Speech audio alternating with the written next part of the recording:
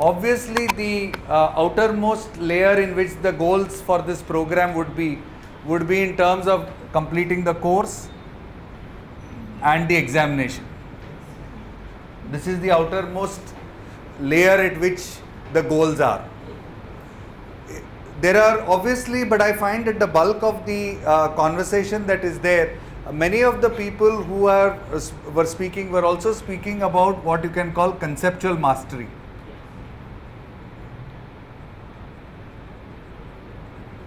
Of some sorts. And in a few cases, there was a conversation and there was a point that the goal of the program is actually transformation.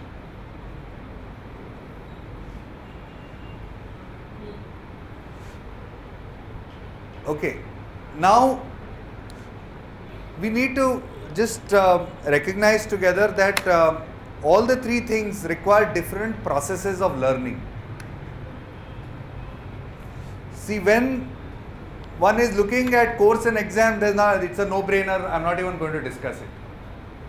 But if you come to conceptual mastery, then most of the time the conversation or the discussion would necessarily be related to, understanding some key terminologies which are there. Trying to understand the terminologies and understand the application of the terminologies. So concept and application, these terms that we are using, are all actually at this level.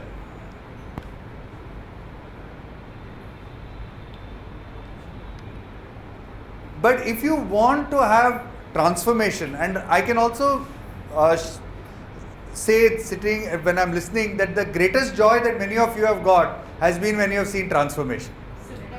Correct? The fulfillment that comes out of this course, the human fulfillment that you get are coming when you can help people transform. The feeling that I've done a good job, or your contribution as a teacher comes here, but the fulfillment comes even deeper, correct? So now the point is that if this transformational process has to be carried out, we also recognize that a large number of students may not be ready for transformation. They may not be willing to transform because as they're at an age and stage in life where this transformation may not be very palatable to them, or they don't see it as valid or necessary. But one thing is that from a teaching process, if you want to try to bring about transformation, then it is extremely important that the entire focus of the classroom should not be in knowledge transfer. If the focus of the classroom is knowledge transfer, then what happens is that then this is taking up all your airtime or all your bandwidth. This is what needs to get done offline. Away from your class. Your real online is your class. And the technical online is actually your offline, correct, as a teacher? Am I right? So it has to happen in your offline, and you have to be online on this in your class. And for being online on this, what is important is to demand discussion. Is to demand application into their life and say, okay, application again has two meanings. Application to the world and application to yourself. So and therein lies the interesting conversation about Swami Vivekananda, because if I want to apply it to myself, then reading about Swami Vivekananda becomes practical. When I want to apply it into the world, then reading about Swami Vivekananda becomes theoretical. So theory and practice is related to what your purpose is. If your purpose is to change yourself, then a role model is the most practical thing. But if your purpose is to get is not that, it's just to get a job, or then the role model is not such a practical thing. Then it is more practical to do the interview and GD training. Correct or no? Yes. So now this is the tricky part which we were actually addressing, where we were worried about. And this is where, so in order to solve this problem of transformation, etc., you need to actually get down to, we need to actually solve the problem by trying to understand what is the value of the program.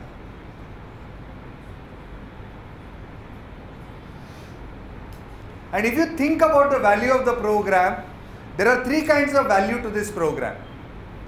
One is what I can call job value. At the next level, it is career value. And at the highest level, it is your human value.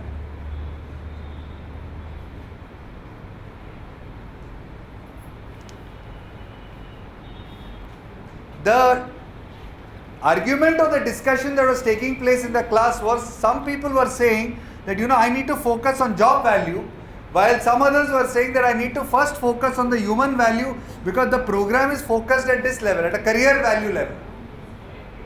The program structure and the program framework is such that it is saying that the career value for you should be that you are able to have a sustainable success in your career. I think that as teachers, we need to make people aware of all the three things. But I can assure you one thing, that if you are only going to give job value, you will actually reduce yourself and this course.